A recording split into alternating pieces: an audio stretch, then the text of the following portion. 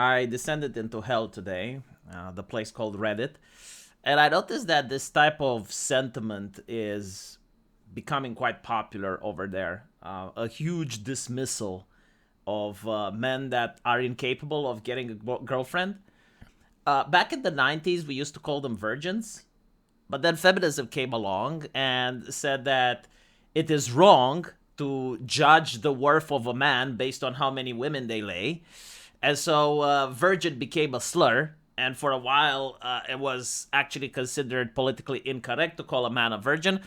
Until women realized, well, hold on a little bit. We still need to shame men. And if we can't use that word, we're going to make another. And so they use the word incel, which is a derogatory thing to tell a man. It's very demasculinizing. And if you look at the state propaganda that Britain brought, that adolescence movie, you get to see how it's taken to an extreme. The main character from that movie, I believe, is a 15-year-old. And they're using the word incel against him, as if a 15-year-old is expected now by society to get laid. This is where we're at in culture. No one actually stops to think. No one actually stops to analyze what they're discussing. It's just that they're moving on inertia and based on what the tribe is requiring them to say, regardless of the damage that they do to society.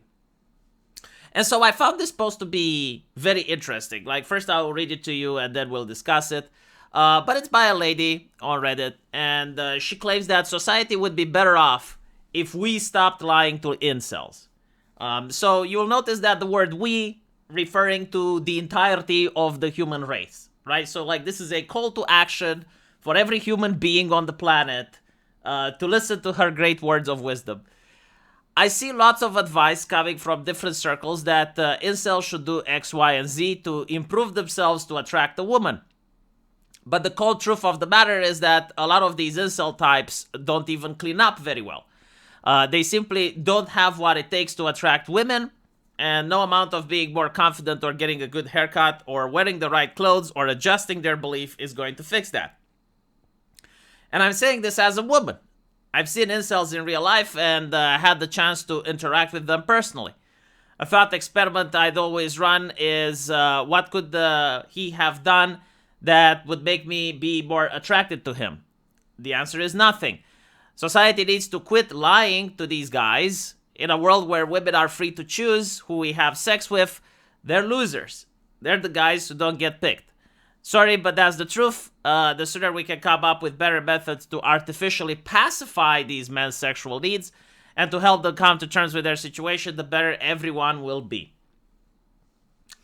And so I noticed that in 2025, especially on the internet culture, there is no more nuance, no more context, no more individual cases. It's just clear-cut solutions for the entirety of the human race. In other words, a list of do's and don'ts, and everyone pretends to know the cheat code to life. So as long as you listen to this person and you do what she says, now we enter paradise. The reality is that a statement said by someone can be true and false at the same time.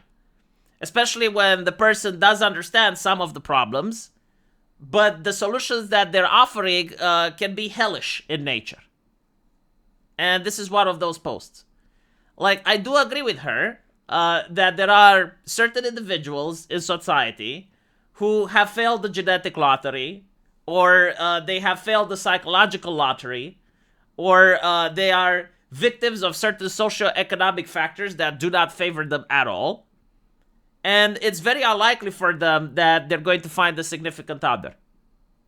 And so I do agree, like, there are people out there. And so she is absolutely right that there are people out there that are beyond help. And they will never be able to find a girlfriend no matter what they do. But the solution that she is offering is pure cancer. And this is the problem that I noticed on the internet. Like, when people see that someone points out to a problem, they also expect, well, if that person noticed the problem or framed it in a way that I like, then clearly the solution is also something that I must agree with. No, this is incorrect. Like, someone can see a problem and the solution can be actually making the problem worse, Or the other way around, the person may not see a problem but come to the solution intuitively. And so in this particular case, should we consider that every single man that's an incel is beyond help?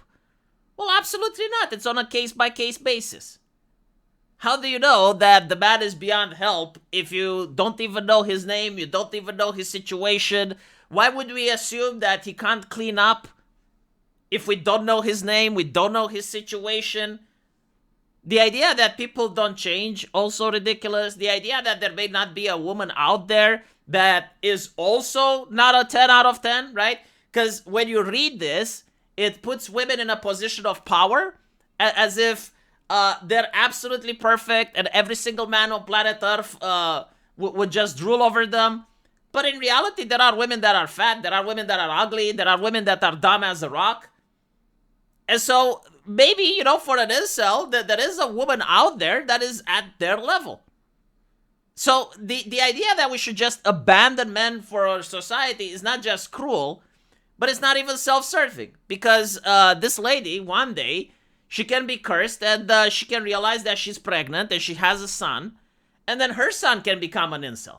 And wouldn't it be such a shame if she happens to raise her kid in a society that she created, where people who are incels are treated like terminal cancer patients, just given opiates so that they just cope with the pain, and there's absolutely no help, no support, no nothing? Because again, you know, like for some people, maybe that's true. Pretty sure if you happen to be born with a congenital dysfunction, with a severe mental illness, you're extremely autistic, introverted, yeah, chances are you're going to have a difficult time getting a girlfriend. Chances are you may never get one. But like the idea that society should automatically determine that every single person in your situation is beyond help, there should be no advice, we shouldn't try anything. I don't know if that's the type of society that I would want for the future. I don't think like most people would want that society for their children.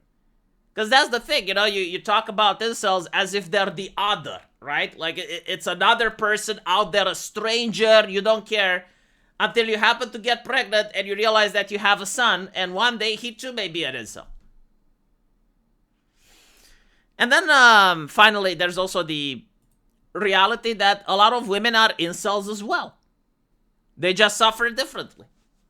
You have the wine hound, you know, the 40-year-old woman that has no one interested in her, no one knocks at her door. Maybe she writes for a prestigious journal or posts on Reddit. You know, maybe she's a Janny on some subreddit somewhere. And she's upset. She's bitter. And she's bitter because, well, she doesn't have a significant other. She sees all the younger women around her dating, having fun like she used to. But now no one is visiting her. And she starts complaining about Leonardo DiCaprio for dating an 18-year-old. You know, goes on Twitter, sees a man dating a 20-year-old woman, calls him a pedophile. Have you guys seen that? Have you went on the internet and saw that happening? Because it's a little bit more often than usual now, right? Or what about women that get fuck zoned? I mean, sure, you know, they don't have the problem of being an incel. Like, everyone is willing to fuck them. But, like, who's willing to introduce them to their circle of friends? Who's willing to engage with them in a serious relationship?